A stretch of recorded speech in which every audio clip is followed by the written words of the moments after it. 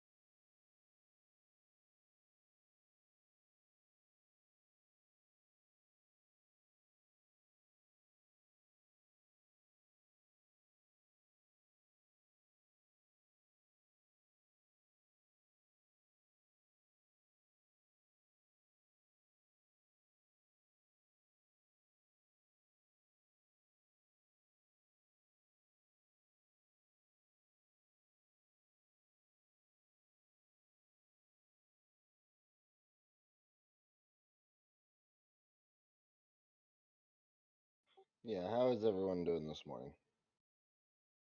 And hopefully, Margaret, you've battened down the hatches for a blizzard. I assume that's what you do. I don't know. I've never been in one, so I would have no idea.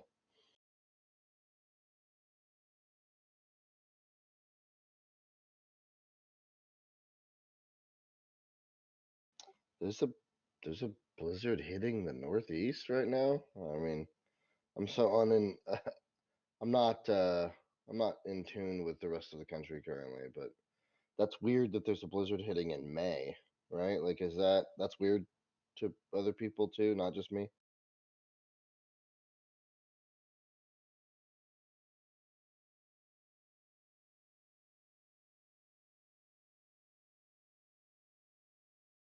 Yeah, there you go, Andre Krat. Yeah.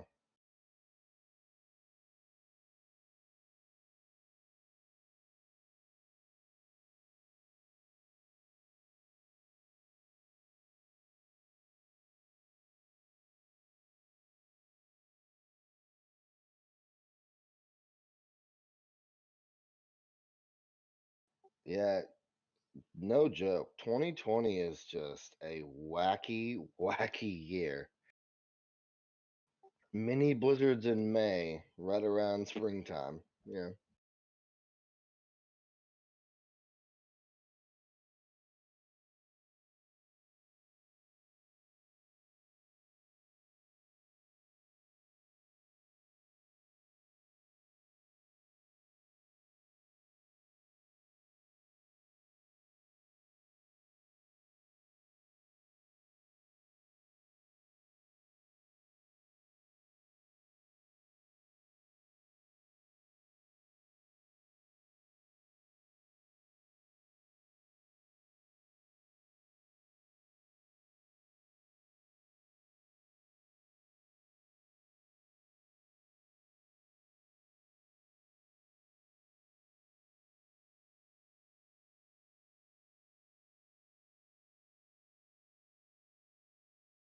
I'm with you there, Margaret. I would take the regional weather disasters that we're all kind of used to over this crazy pandemic because down here, for instance, we're pretty well versed on what to do during a tornado, because that's pretty much what we get, or crazy hail, um, but not really, the pandemic stuff like you said.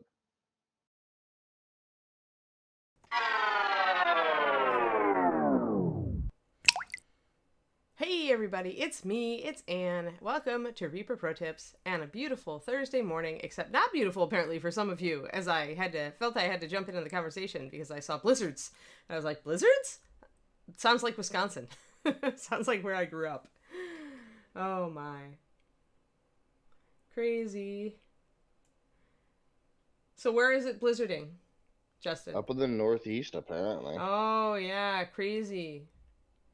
Yikes. Good morning, everybody. Good morning, good morning. I'm a little late to the chat this morning, but that's okay. I'm here now. Yay! Hello, everyone.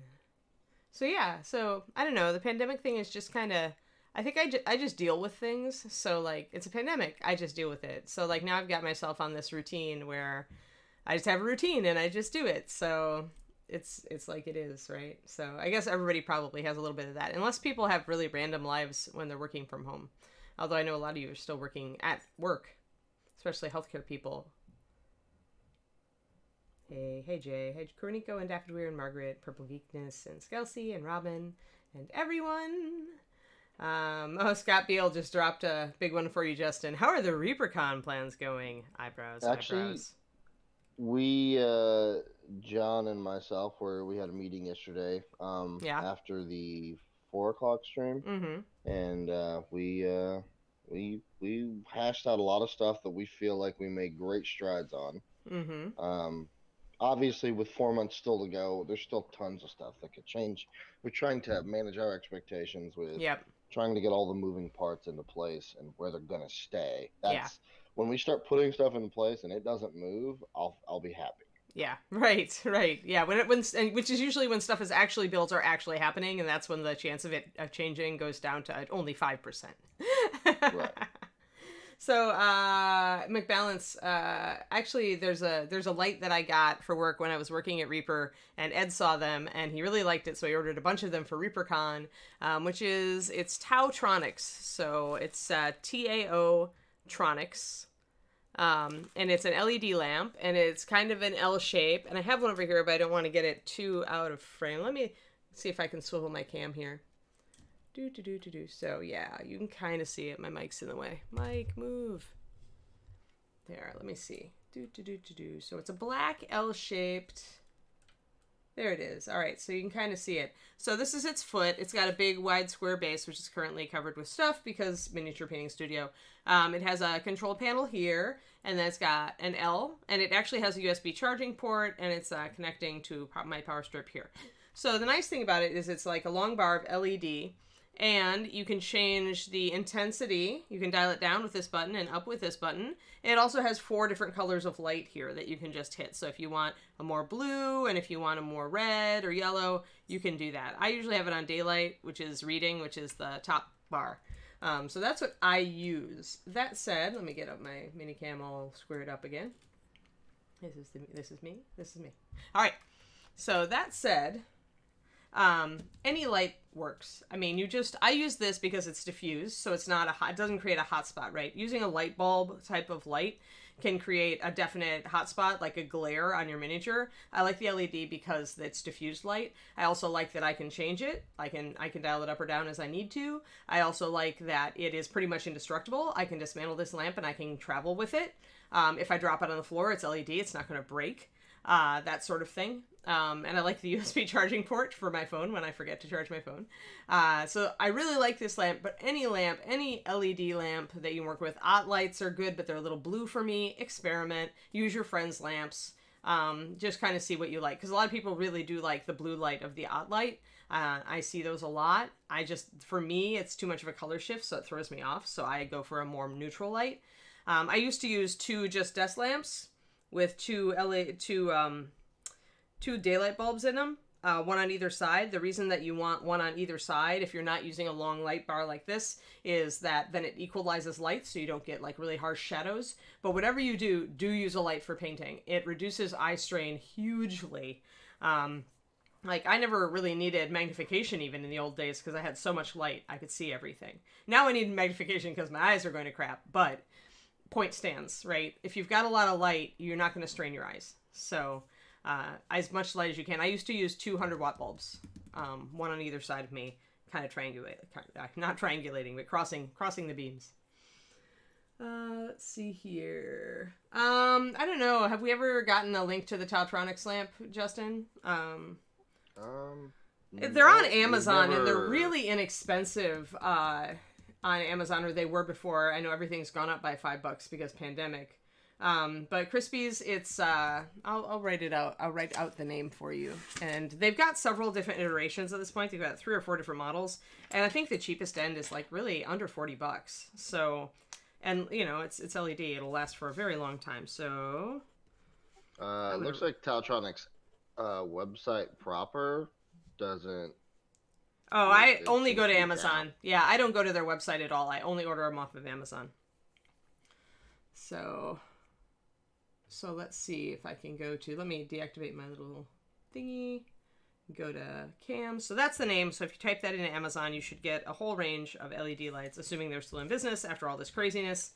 But you probably can still find the lamps on Amazon, and they will range from under 40 to over 80, depending on what features you want. This is an old archaic one, and the new ones are more swivelly, and you can be a lot more, you can adjust them a lot more in different ways. I find I really don't need that, so I'm fine with what I've got. There's a link right there to Amazon. That kind of gets you in the general vicinity. That's not the exact lamp, but I don't know that Anne's exact lamp exists. Right, because mine is an older Like that, like model. yeah, Yeah. correct, yeah. LED bulbs are okay. Make sure that you're using a high wattage one, Kuranico. And like I said, I used to use 200 watts and aim them like this. Margaret, just make sure that you're not getting any real big hot spots. Just one lamp over your shoulder also can cast shadows. So your mileage may vary, right? If it diffuses nicely, then you could be just fine with that. But yeah, if you think you found it, go ahead, Crispies, and link it. I don't mind. Send it to me, Chris. Oh, send it. There you go. It won't let you it link. won't allow you in chat. Okay, so send it But to message Justin. it to me and I'll post. Send it to Justin. But I mean, it's not necessarily even to use this lamp. If you just type in LED lamp, and look at the reviews. I mean, I find reviews on Amazon are usually pretty reliable. If something's got 4.5 stars, it's usually pretty decent. I'll read the reviews a little bit and see what the complaints are, and if it sounds like it's just people who couldn't manage to technology. So many 1-star complaints on Amazon are people who just don't know how to do life, I'm convinced. Some of them are very valid, others not so much. But yeah, so there we go. Excellent. Hey guys, I'm proud of myself for David and I hobbied last night while we listened or watched Overwatch League, and I got more stuff done on my Frost Giant base. See, more putty, more flagstones, and I also got I had to readjust my pillar because it was a little crooked, so I got my pillar detached and retached, and I also got all the green work done on the bottom of it. So now I just need to refine that a little bit because I got a little bit of my plastic edging showing through. So I'm pretty proud of my progress on my Frost Giant base from last night. Thought I would just share with you guys. And I need to readjust my mic because I moved it to get out of the way of my lamp. Also avoid the fact that I have a Widowmaker swinging from my mic. I don't know if you guys caught that when I swiveled my desk cam. But I've got the Figma Overwatch Widowmaker. She's got a grappling hook, so she hangs from my mic pretty well. She's my Overwatch mascot while I paint. Stay. Unfortunately, sometimes she likes to swing around in circles very distractingly. Oh yeah, Kerniko. Yeah, I'm with you on. Yeah, exactly. Sometimes the ones are kind of entertaining, right? Missed him. Yeah, less than $40. Yeah, it's a good buy. Like I said, it's durable. It folds up flat. It goes together and comes apart very easily. And really can't complain about this lamp. I have 3 of them. I own 3 of this lamp. So yeah, obviously I like it if I own more than one of it. Also, I find they're really good for classroom settings. If you need a lot of fairly inexpensive but still decent lamps for teaching, but a lot of you may not do that. But yeah, and I find that it's got a pretty nice light too for just for video and stuff like that. It doesn't cast, because it's a long light bar. It doesn't cast a real strong shadow, so it's good that way. All right, so what do we want to do today? We want to do wolf pelt. Let's do wolf pelt. I haven't done my old wolf pelt recipe in quite a while. Maybe I'll do that. Jason Weepy used to really like my old wolf pelt recipe. So let me dig out my appropriate wolf pelt colors. All right. Old wolf pelt. Actually, it's this or intense brown can work too. And usually I would use... Oh! Pulled Justin out of my ear. Oh my gosh. I've lost Justin. But only temporarily. No. Yes, only temporarily. Yeah, probably kind of like that. We'll just do a little bit. The only reason that I wouldn't use straight up chestnut gold if you're going to be wet blending is that you get a little green, because this is very yellow, this is very black. And on a wolf, you don't want green. Boop. There we go. Alrighty, so let's do some wolf pelt. I feel like it. We can do that. And I'm going to start really dark and go really light. There are, let me see. Wolves have such a high variety of color, and I've got, I have books, coffee table books about wolves, just so I have lots of color references because I love to paint them. But let me see if I can get a quick wolf reference for the kind of fur that I do. Let's see here.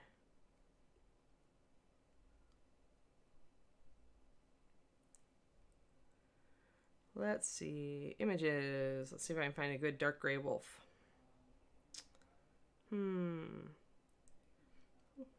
there are all sorts of them. Probably kind of like that guy. But you see they've got brown color still, but they're very dark down the back. And then the creamy undercoats. That's kind of what I'm looking for here. Let me see if I can find an even more like one. That one's mostly black, but wolves can be a very different, you can get a lot of different color ranges in wolves, so that's pretty much what I'm thinking of doing here, is just giving a really dark stripe down the back and then blending it up into browns and creams. It's nice to switch it up every once in a while from doing just a gray wolf. So let's do that. Let's grab our walnut first. Usually what I do is I start with a mixture of these guys, and this is going to be walnut brown and creamy ivory. And right away, this gives you kind of a brownish gray, a gray that's complicated, right? Because walnut has some red oxide in it and some brown oxide in it, and creamy ivory obviously has brown in it. So you're going to get, when you mix these, you're still mixing a near black with a near white, so you're going to get a gray, but you're going to get a gray with brown in it, which is perfect for wolves. So I like to do that blend first, and then I introduce, with like washes or glazes, I introduce more warm colors around the areas that wolves would normally have brown, which is usually around their legs, sometimes around their face. Let's see here. So we're going to mix up some colors, 6 drops of this and 6 drops of that.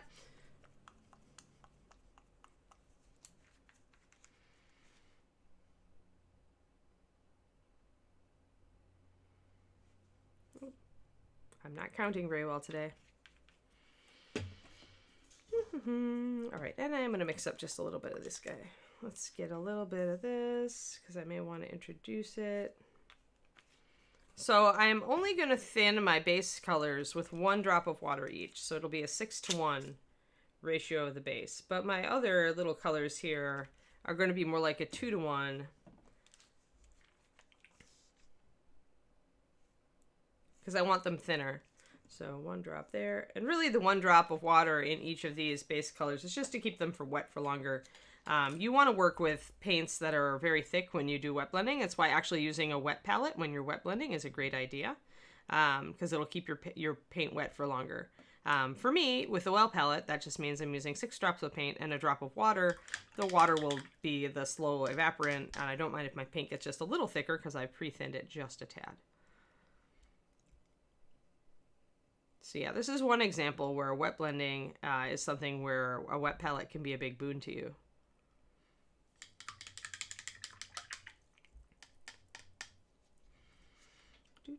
So what do we got? It's Thursday already. So it's Sadie Day, or did you say Sadie wasn't going to be on today, Justin? Correct. She canceled for today. Oh right, because she's got family stuff. Yeah. Okay. Correct. We don't have a stand-in Sadie. We can't make Ed wear a wig and put eye makeup on. We could do that. That would be odd, but yeah. Ed could totally host Sadie's talk show format. Come on.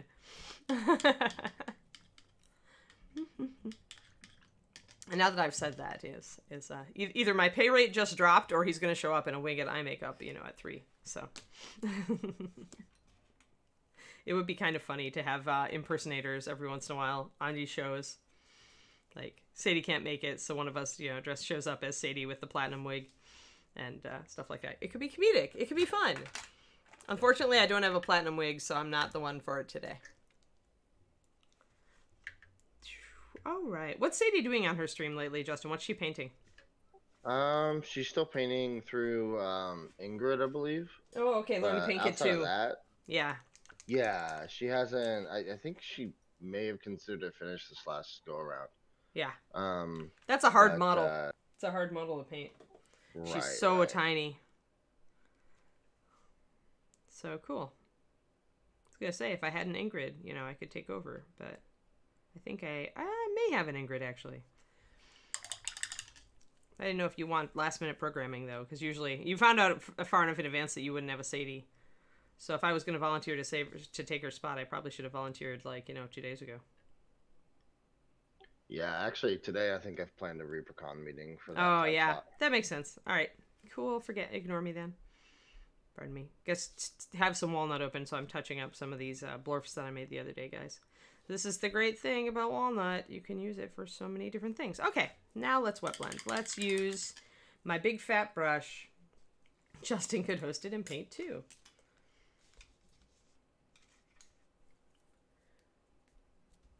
Oh, John. Yeah, John should be doing a ZBrush. Why is John not doing a ZBrush show? Because he is still doing regular stuff at work now. Like Oh, so he has been quarantined for too long, so. right. So he's still working with mold making and casting. Right. Yeah, so John is too busy is the answer, guys. John has like 4 jobs for Reaper right now.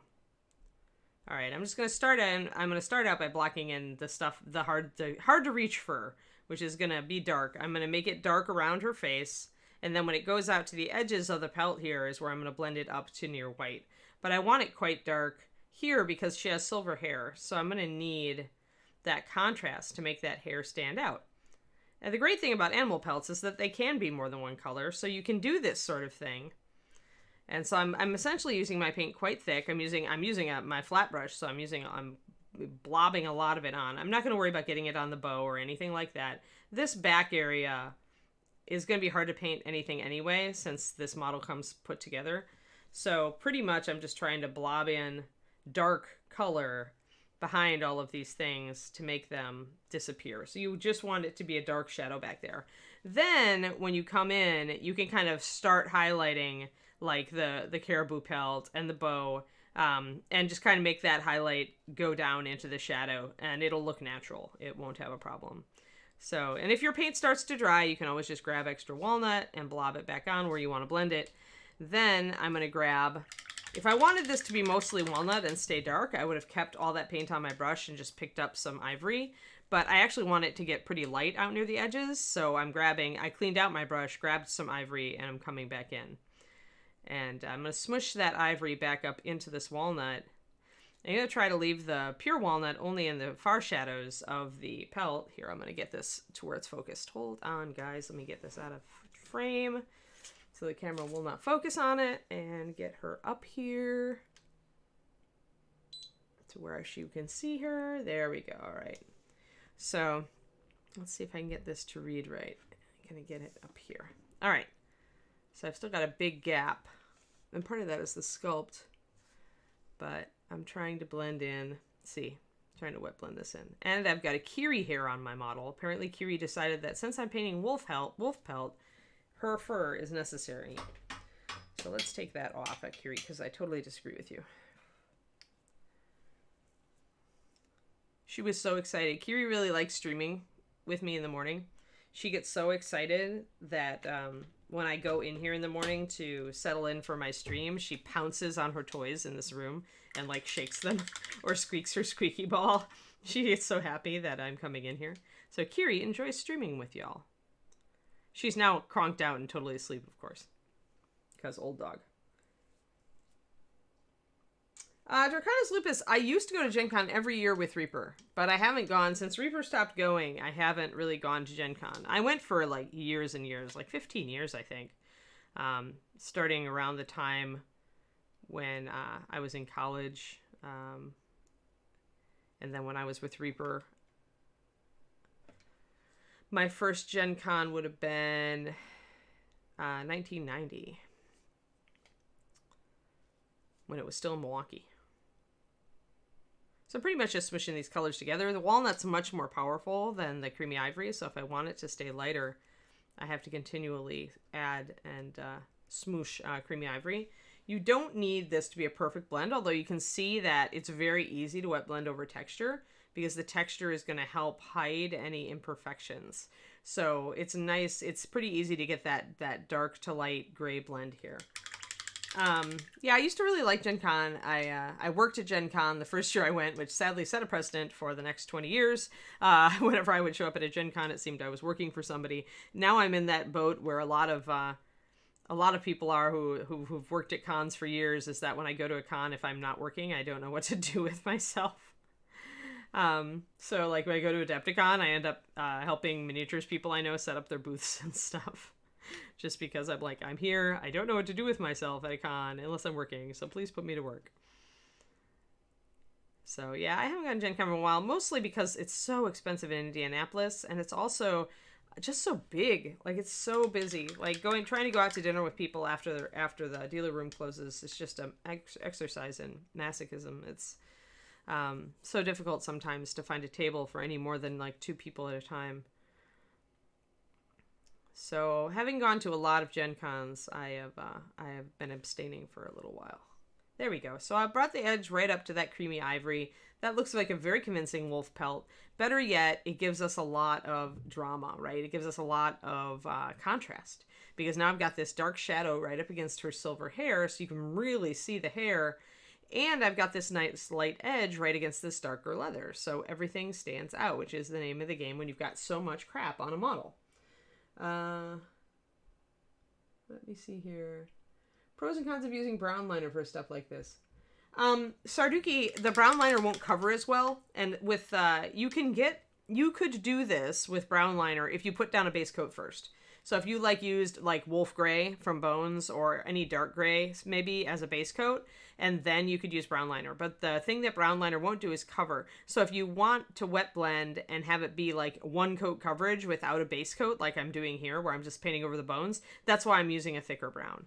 Also, the brownish color in brown liner comes from very different pigments. So your mileage may vary on that as far as the type of brown that you get. So be aware of that.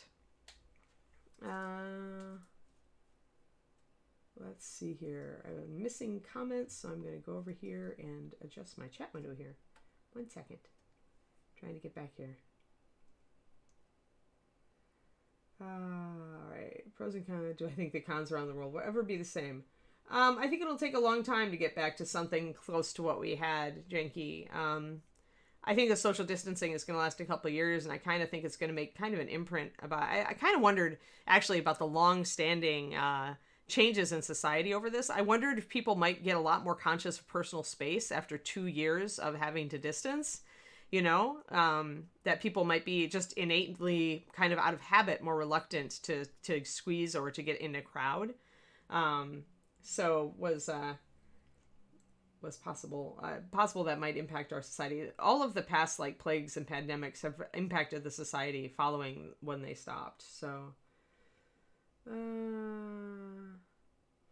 I don't know. I haven't been for years Draconis Lupus, so if he's at all a recent addition to taking the pictures, I would not know. The contest minis, I'm not involved with the painting contest at Gen Con. I haven't been for years, actually. I used to be a judge pretty frequently, but yeah. And then the last I was really involved with the speed paints was when KDG was running them, before she moved to Texas and started working for Reaper. Only been to 3 Gen Cons, and you worked all of them. Yep. Yeah, I feel that, Numbet. That's me at a con. I'm losing it. I'm trying to get my, trying to keep up with chat. You guys are very, very chatty, these guys. Gen Con is the one. Oh, well, it makes sense not volunteering on birthday week, missed him. Yeah, exactly, right. Anybody who volunteers or does any of that stuff. Maybe more gamers will shower. I don't know. I think that shelter at home is actually discouraging shower more than encouraging shower, Mistim, for some people. Yeah, and crowd phobia, right? Yeah. Crowdphobic people are actually worse now, probably getting a little extra paranoia out of that. Great, right? Oh, since 2004, yeah, then I probably know him, or at least have in passing known him.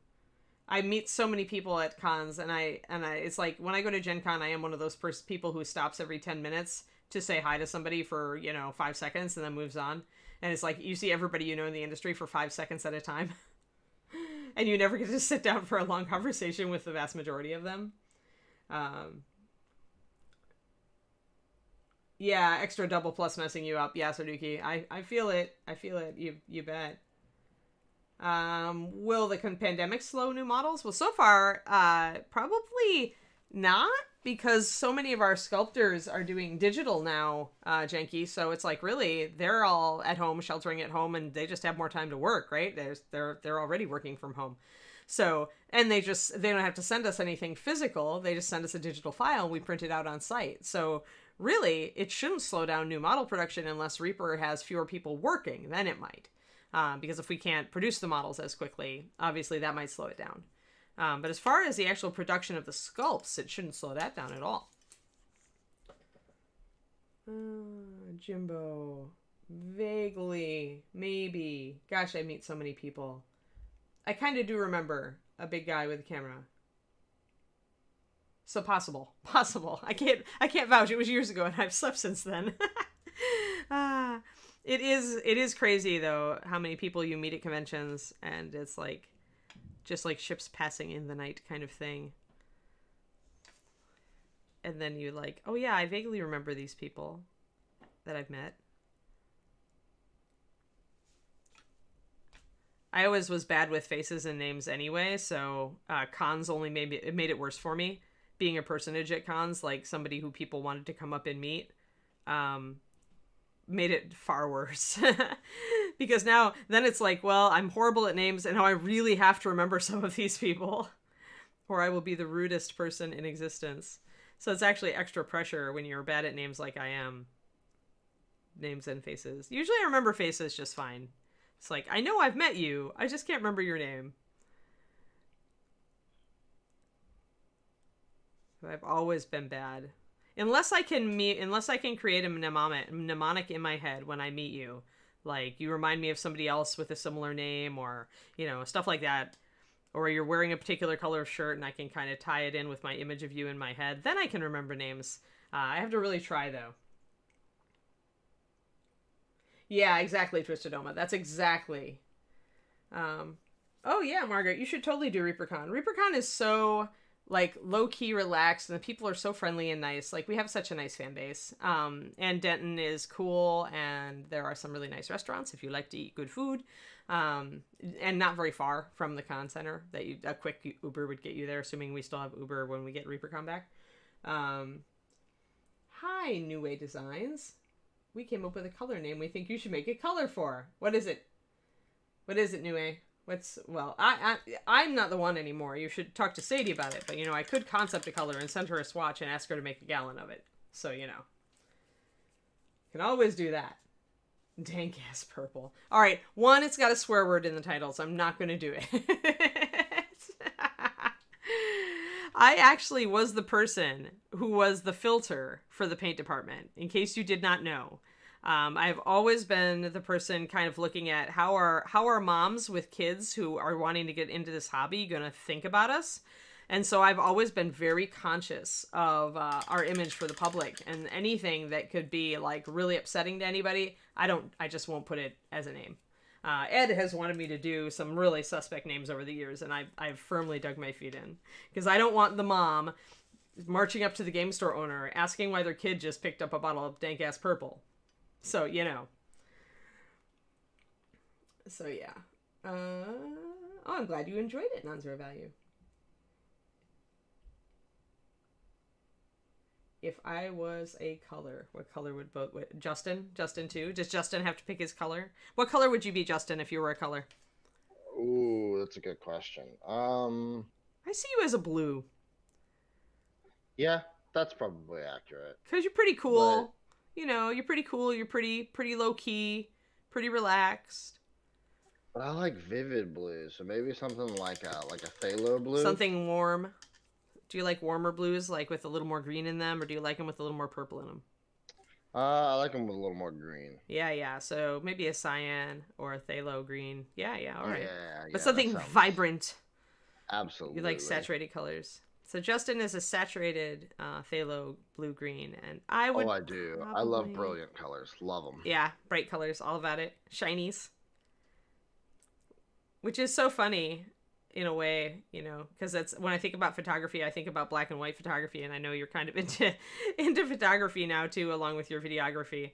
So it's like I love vibrant colors, but now I'm taking a lot of photos in black and white.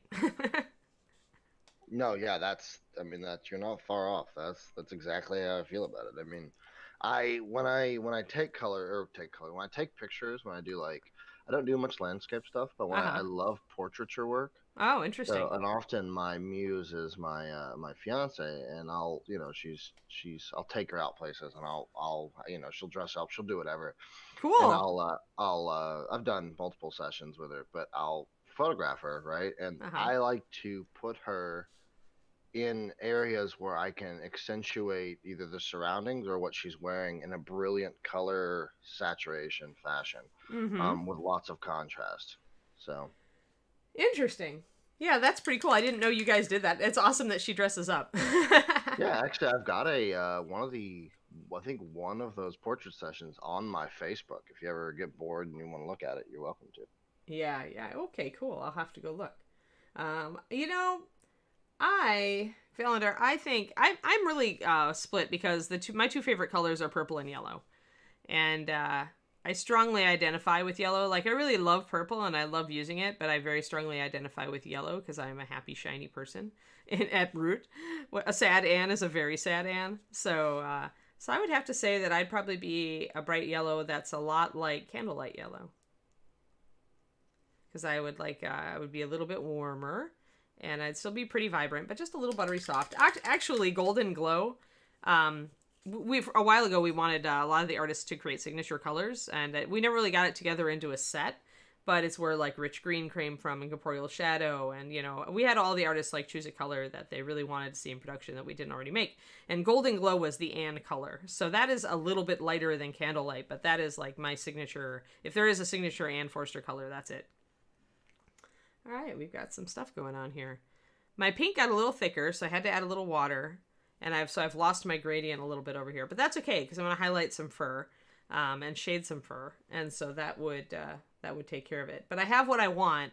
I have my enough of a gradient here, and I have the hair standing out, and I've got my shield standing out, and this is standing out here. I actually put an extra dark shadow between the pelt and the leather here, and I'll do that on the other side also because that's lining. Let's see here. Oh, Margaret. Yeah, well, if you have online friends through our chat here who you really like, I mean, just meet up with people, right?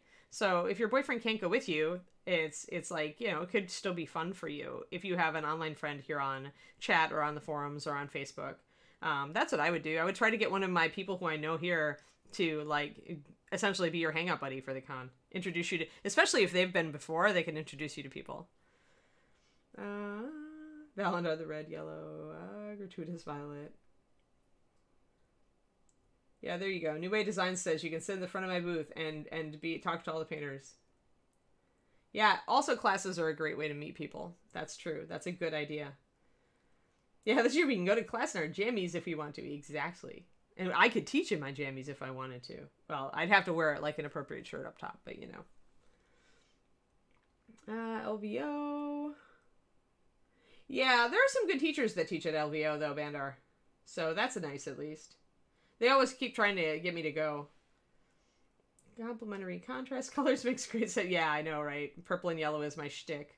I get teased a lot about it, about being a color rut. Let's see here. Yep, virtual ReaperCon. Yes, make virtual friends and then go to the real one. Mud-covered corgi attacks. News at 10. Missed him. Oh, that's horrible. He's like, stop staring at the computer screen and play with me. I totally get that from the dog every once in a while.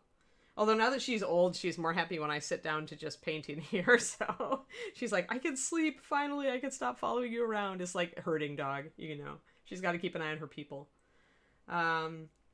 No, I do not ever dry brush Crispies. Because, well, and you just outlined one of the reasons that I don't dry brush is that if you dry brush, it's an inexact technique, and so you're going to hit stuff around it. Now, that wouldn't, matter back here, but I am doing stuff up here and on the hair, so I wouldn't do it. But the reason that I really don't like dry brushing for fur, even more so, is I don't like the scratchy texture it leaves.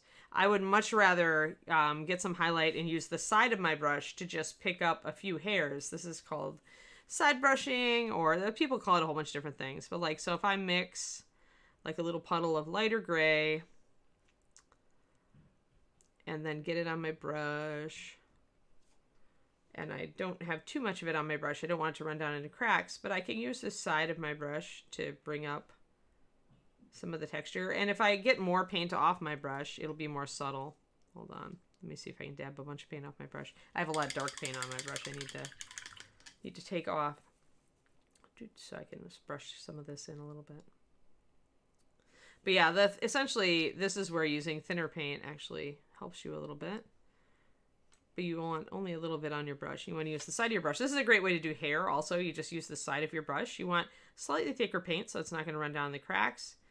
And you just use the side of your brush. And the side of your brush means that it's only going to pick up the upper edges of stuff. If I wanted to do this, which actually this is still pretty inexact. So depending on if I was painting this fast or if I was painting it for the game table. And if I did this, if I did like I'm doing now and just use side brushing to kind of pick up the top of the texture with a more controlled brush stroke, it also doesn't wreck brushes like dry brushing can. But now what I might do is do a wash to kind of take that down. I still got some scratchy texture in there that I don't like. Remember though that your mileage, it's all in your goals. Like if you don't mind the texture that dry brushing brings, then your only downside is, making sure you can control it enough, right?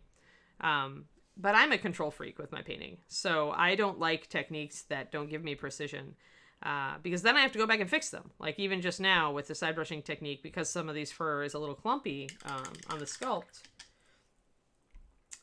It means that now I have to go back and fix the areas that got kind of clumpy. So I would rather have just painted the hair the way I wanted it in the first place and save myself this work of going back and kind of making sure there are no clumps up here on this pelt.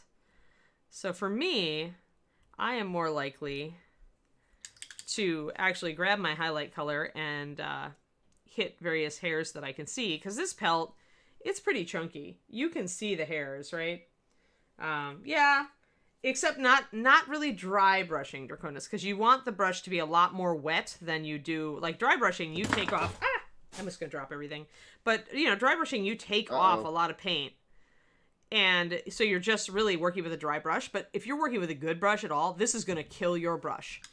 Big time. Super fast. I cannot even stress it. Dry brushing destroys brushes. So dry brushing, I'm leaving a lot more paint. It's really wet, and I'm just using the side of the brush to control where it goes. It's kind of a precursor for doing, for just painting the hairs. Like eventually you get to the point where side brushing has showed you kind of where to do it, and then you're like, all right, I'm just going to paint these suckers. The other thing is that I don't want like a uniform texture over the top of all these hairs. That's not really how wolf fur goes. Like I don't want the same highlight color up here as I have down here. So I'm just going to re-block in some stuff up here. But yeah, so for me, it's always like taking the time to paint the hairs a little bit more precisely, just because I wish I had... Do I have Mr. Grumpy in here? I should just... let me show you guys a crazy wolf pelt that I did. I'm going to show you a crazy wolf pelt. 1 second, let me get up.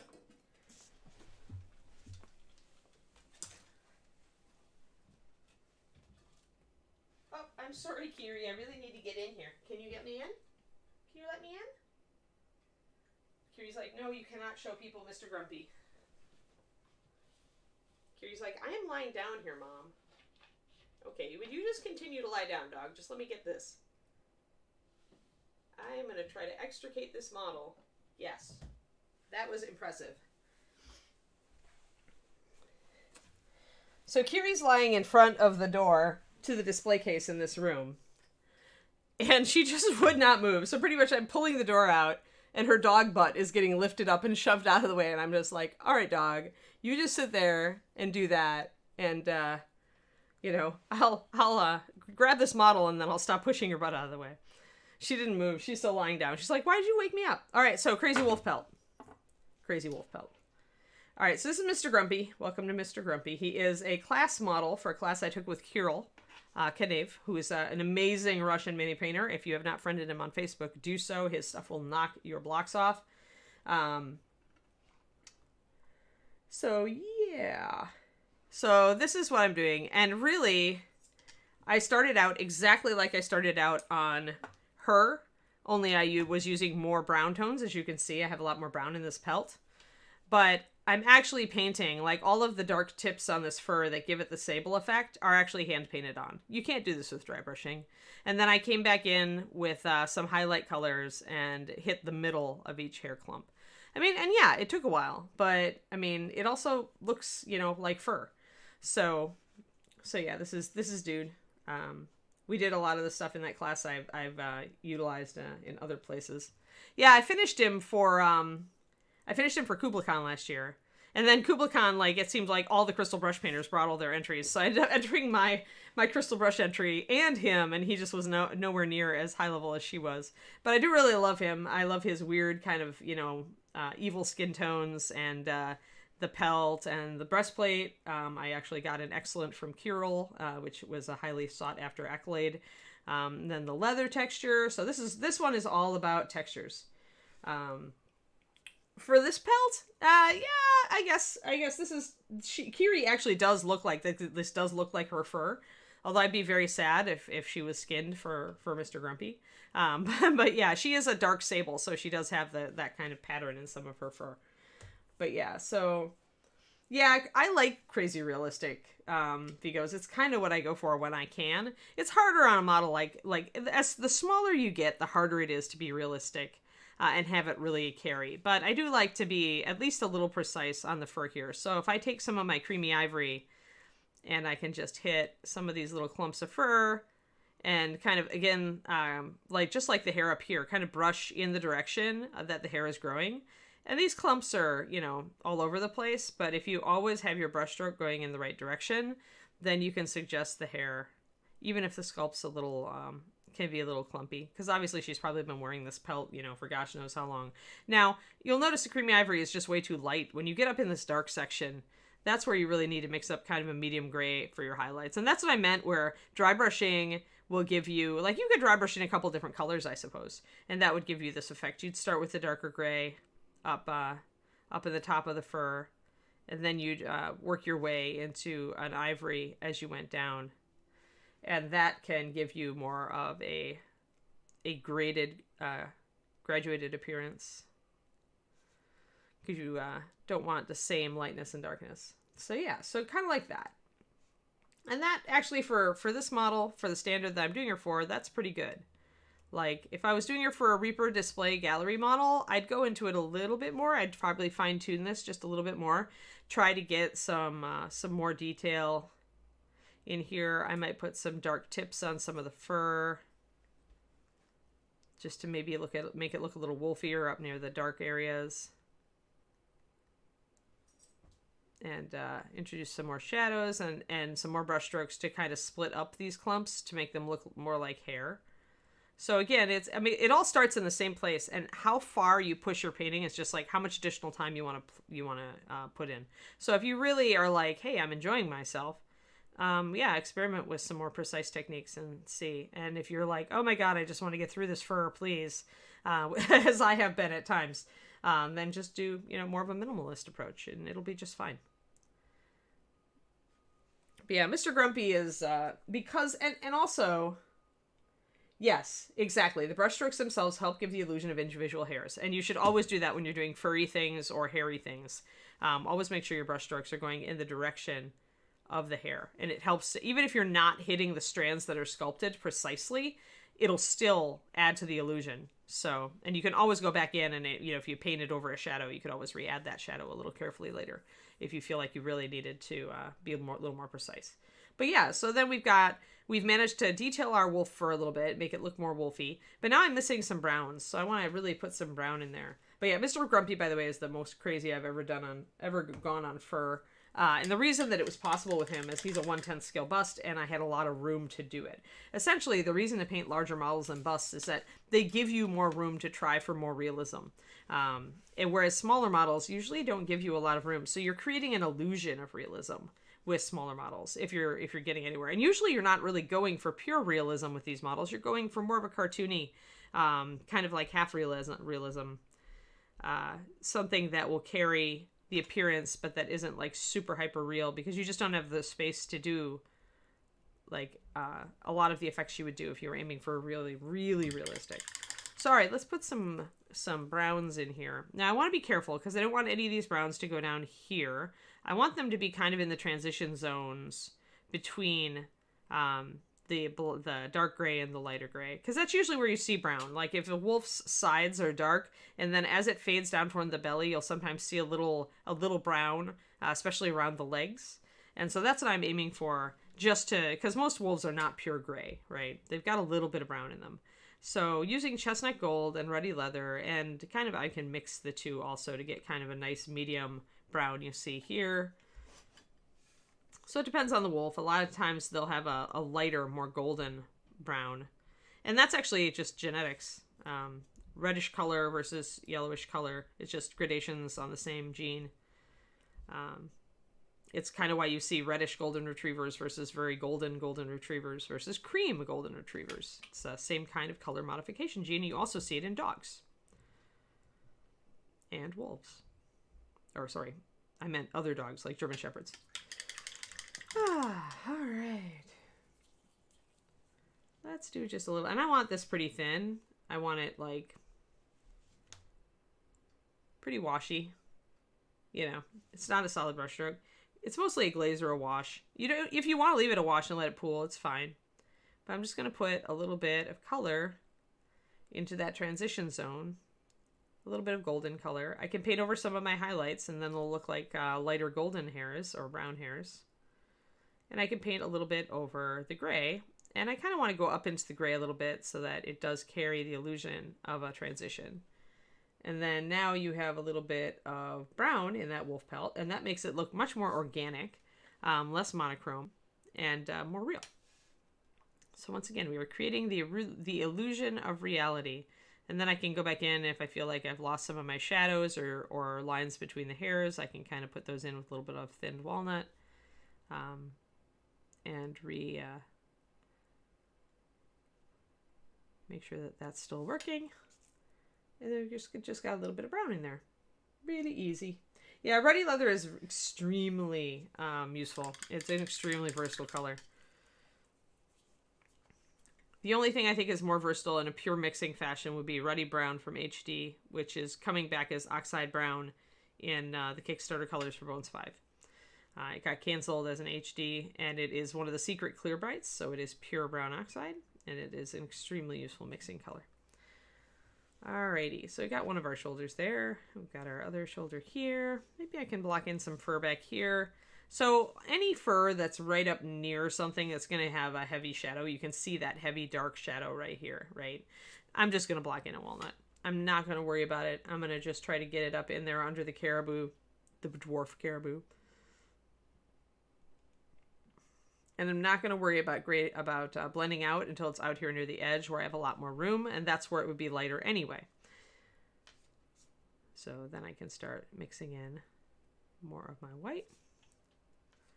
But yeah, the nice thing about starting with a pelt that goes dark to light is that you can leave the dark all up in here. And if you can see pelt back there underneath the caribou, definitely do at this point, take a big blob of walnut and just stick it in there. Because you're not going to be able to paint that, chances are, really well. So you just want to give a nice heavy shadow. There is some details on the bow handle there, so if you want to leave that there, that's great. I would actually thin my walnut a bit and maybe do just a heavy wash in that area so I can still see some of the details. But in general, I want that to be dark because it's gonna be very difficult to reach most of the details. So you just want to have it mostly in shadow. It would be in shadow being under the caribou anyway. Let's see here. There's also a space where this bag, this roll of blankets goes underneath, and you can see it a little bit through this hole here between the legs of the caribou. I'm also just going to black that out or walnut that out, as the case may be. Again, the light isn't really going to be reaching in there. You won't be able to paint much of the details. So what you can do instead is you can block it out and then start painting the details when the light starts hitting it. So when it's coming out from under these legs, that's where you can see it. So that's where the light's going to hit it. So only worry about it there. And I might do, again, a heavy wash here to make that area blend in.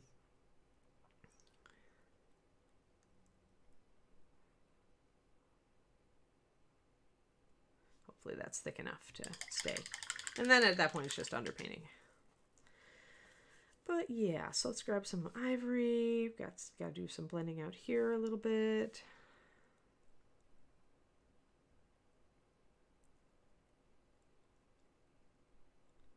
But yeah, the bottom line is don't sweat the stuff that's in deep shadow. And if you paint it dark in walnut, you can always go back in with a little bit of dark color and kind of pick up a little bit of detail back there just to show you didn't totally ignore the area. But otherwise don't sweat it. So again, here, this is a difficult area to paint. So I'm just going to put walnut all the way up into it. And then maybe I'll grab some of my creamy ivory and blend it just a little bit toward the outside so it's consistent with the other fur.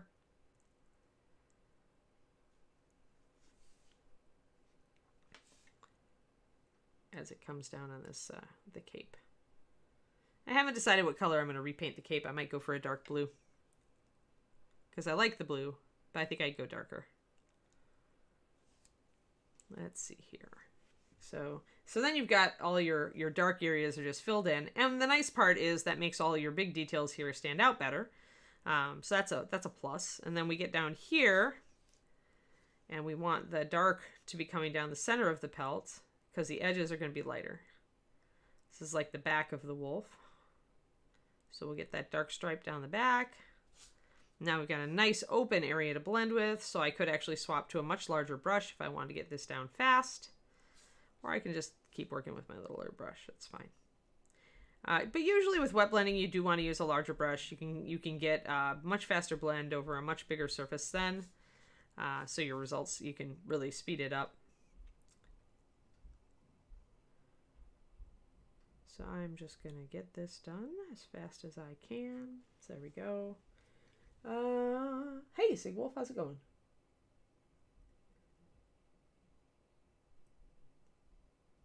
Yeah, non-zero. That color is really, really... It's a lot like Ruddy Leather, but it's a pure pigment. So it's just one pigment, and as such, it is very useful because it has no black or anything else in it. So it works really well for mixing.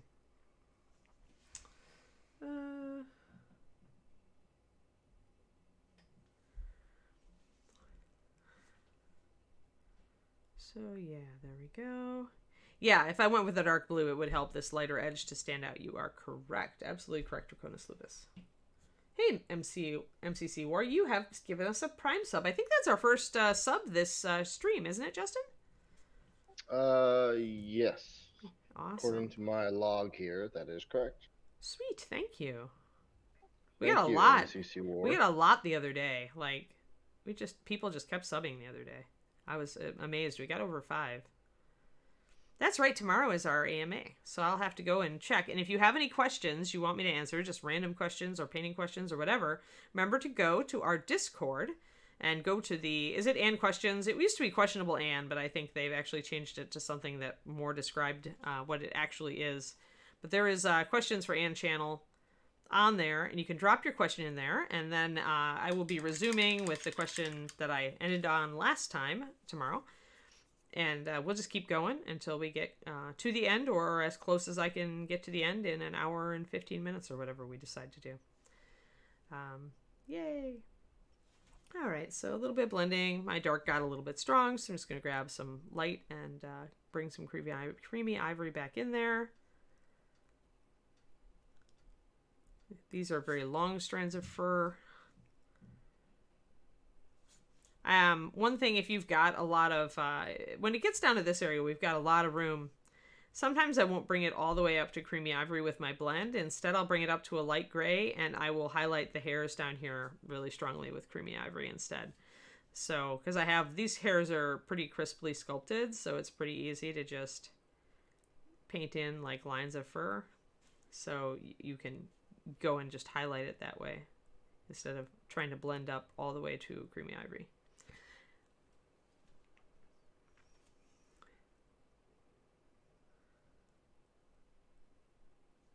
And again, just make sure your brush strokes are in the direction the fur would grow. And then even if you're not hitting each of the strands of fur quite precisely, it'll still look right. And it's super fast. Yay, fur. All right, let's see here. Gonna get some of the lighter fur up here. I want to add some browns in here.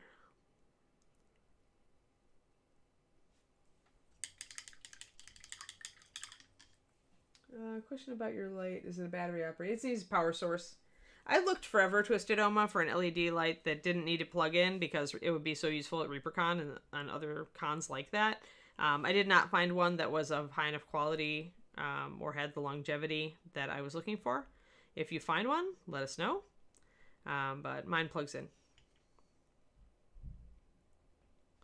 ReaperCon does usually have some plugs available, and sometimes other cons do too have an area where you can plug in, but often people are fighting for those spaces, so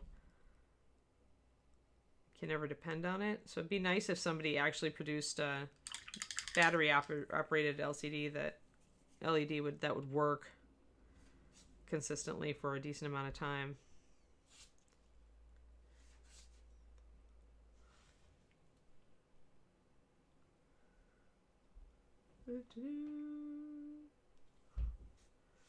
But yeah, if you're just looking for a good light for your home workspace, though, your home hobby space, this is a good one. Put a line down here at the around the cape.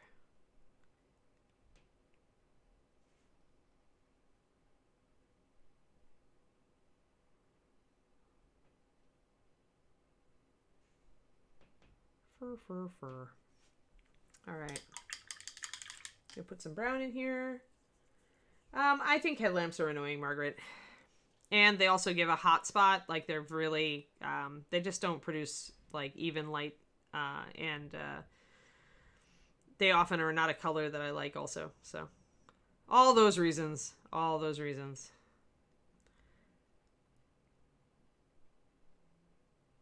But if you don't mind those things, then yes, a headlamp is a good idea.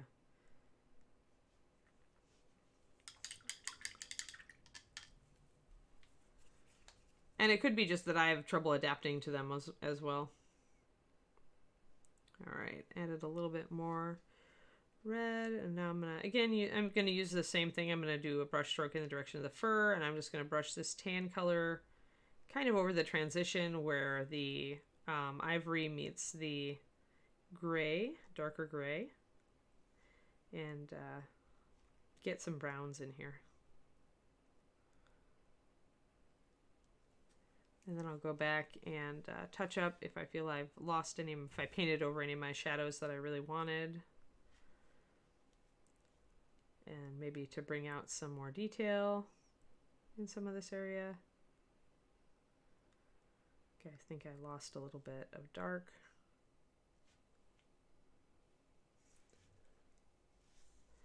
Yeah, I use reading glasses, obviously, for my magnification. Because for me, they're the least intrusive, and since I don't normally wear glasses, I can get away with them.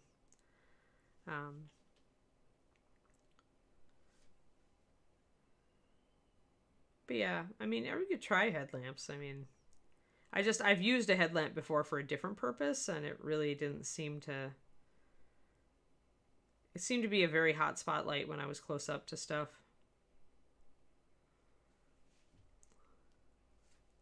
So I guess it depends on if you just need light or if you need like a certain quality of light.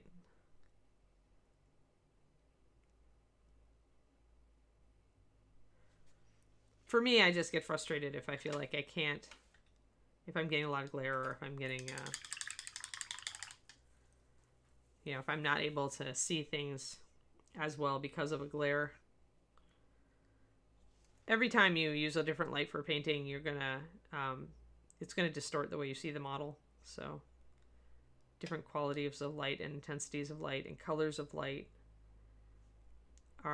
can all change the way that you're seeing a detail, so that then when you look at it under quote unquote normal light, you're like, whoa, wait a minute, that didn't look at all like that before. So that's my concern with using a headlamp. It's just that I think I was doing a good job, and then I take it into like regular light and I'd go, oh my gosh. So we've got some fur strands here. Let's see, got kind of a dark shadow under there. Interrupt it. Bring out a little bit of this fur up here.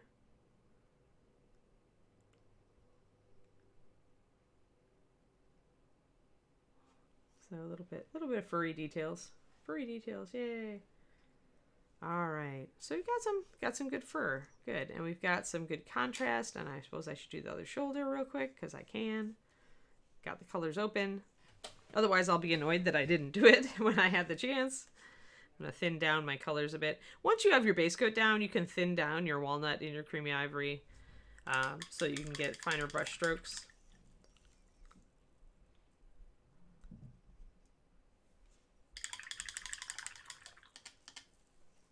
So here, on this shoulder, I want to use the walnut to kind of paint between the clumps to make them stand out a little more. To kind of help my blend look good, and bring all these little details out a little bit. And again, you don't have to be perfect on this. You're just kind of trying to outline some of the bigger areas.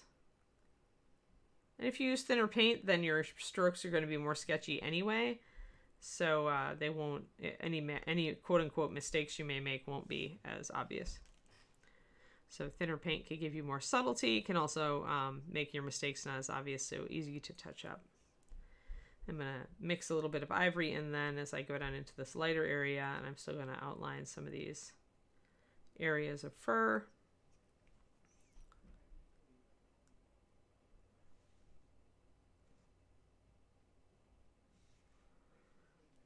And make it a little bit more obvious. And then I will take my ivory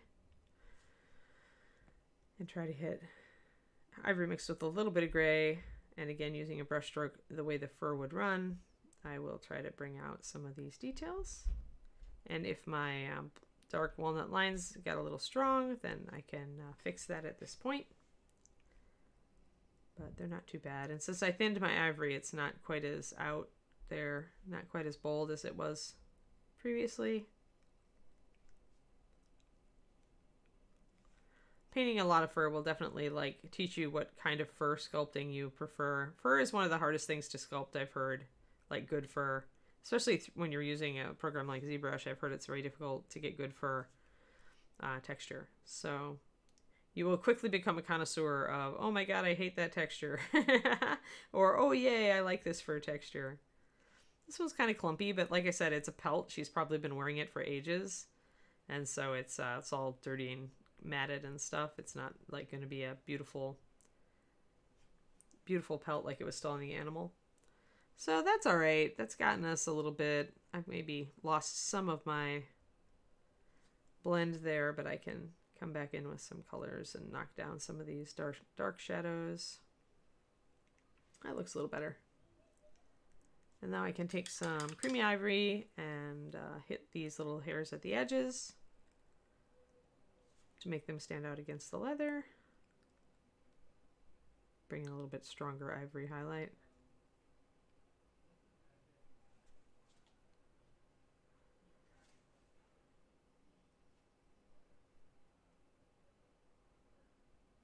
All right. And then I need just a little bit of brown, and we will be set with our things.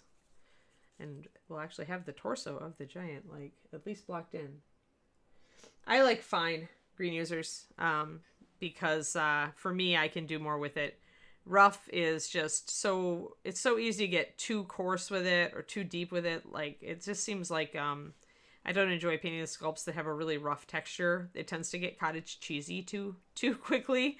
So I like a fine fur texture because I just find it easier.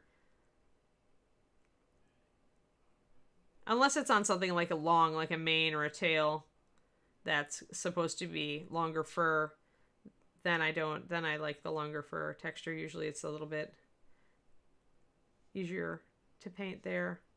All right, and we've got our brown, our tan to come in for our wolf to look more natural and not just monochrome. There, and then a little bit more ivory, I think. But yeah, I guess it depends on the model, but I find that a lot of the time it's just really hard to get good fur texture. I swear, Julie, you're one of the best at it. Usually I don't have a problem with your model's fur texture, whether it's short or long. I'm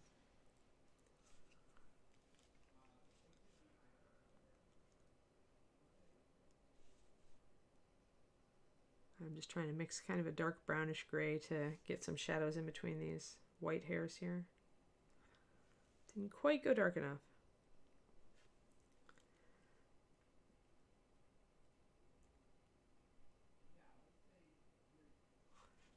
A little bit more.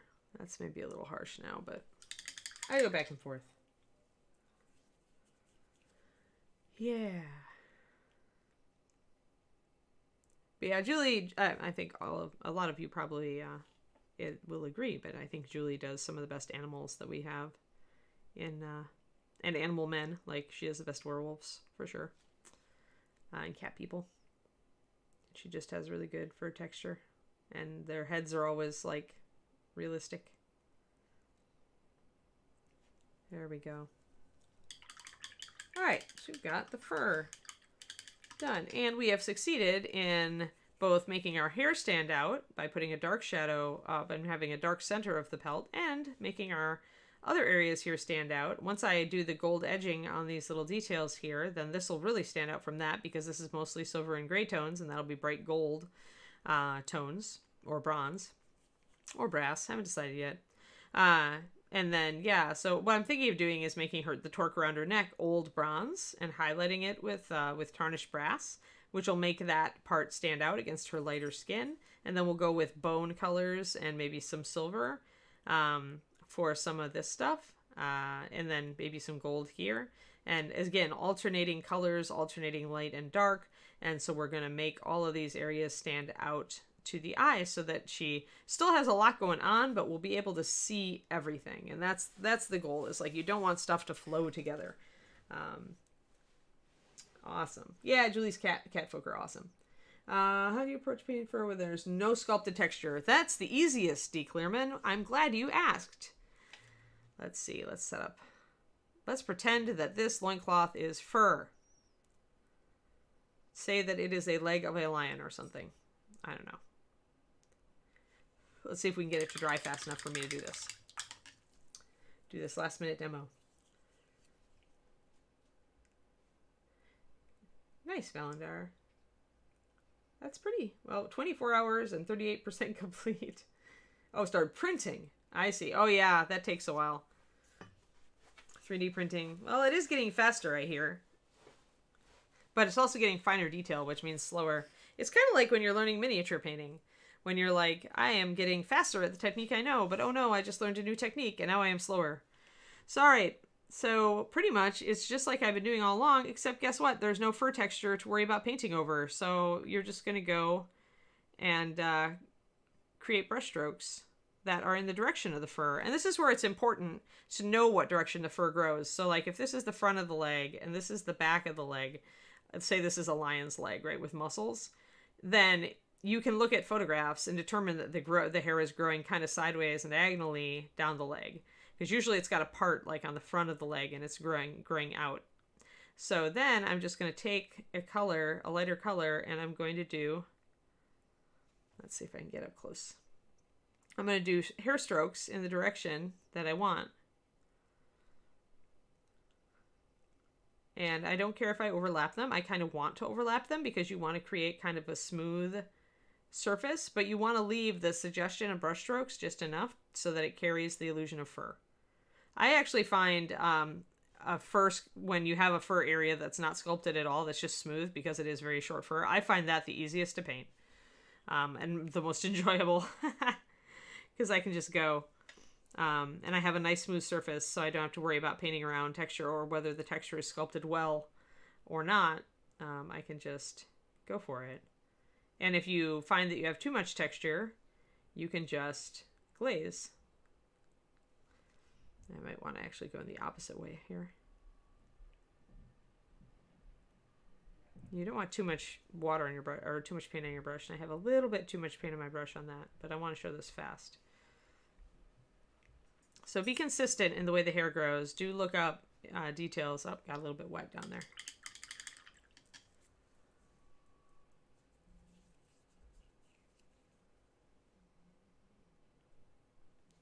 Cool. Oh, a dice tower. Made it look like an office building. That's pretty cool. So yeah, so if I was painting this to be fur, this is how I would do it. And I might use different colors, or I might glaze. Might bring my highlights up a bit. But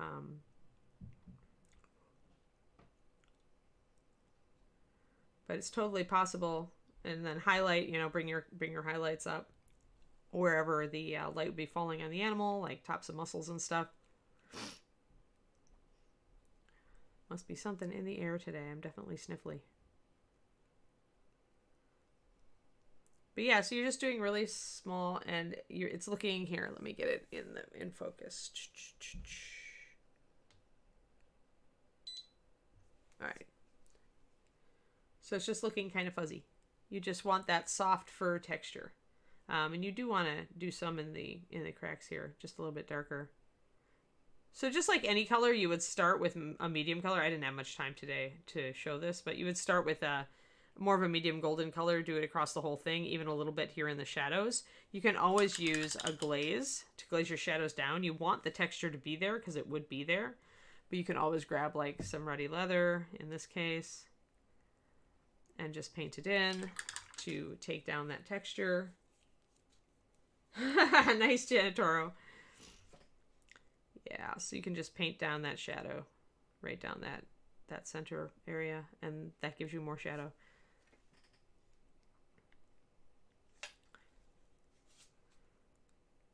Yeah, so I really actually enjoy doing this type of fur texture where there is no texture sculpted and the muscles are just really well done. And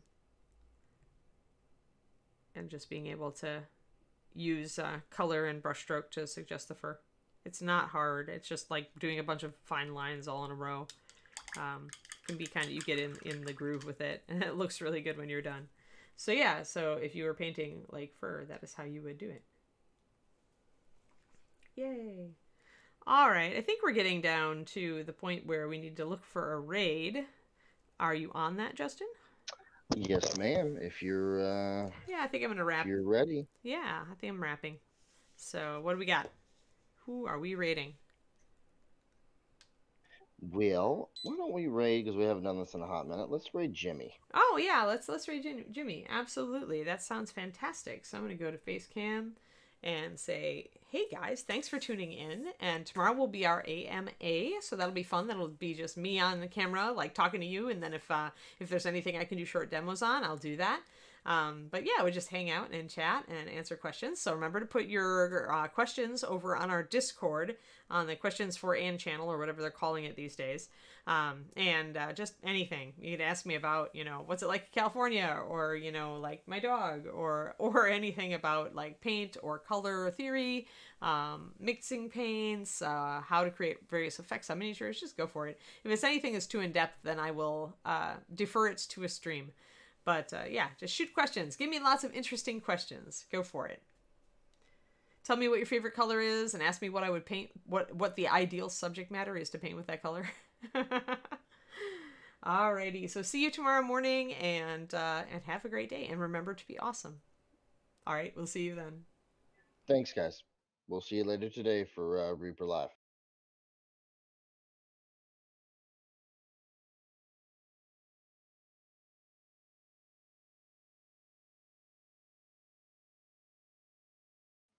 How you doing, Miss Ann?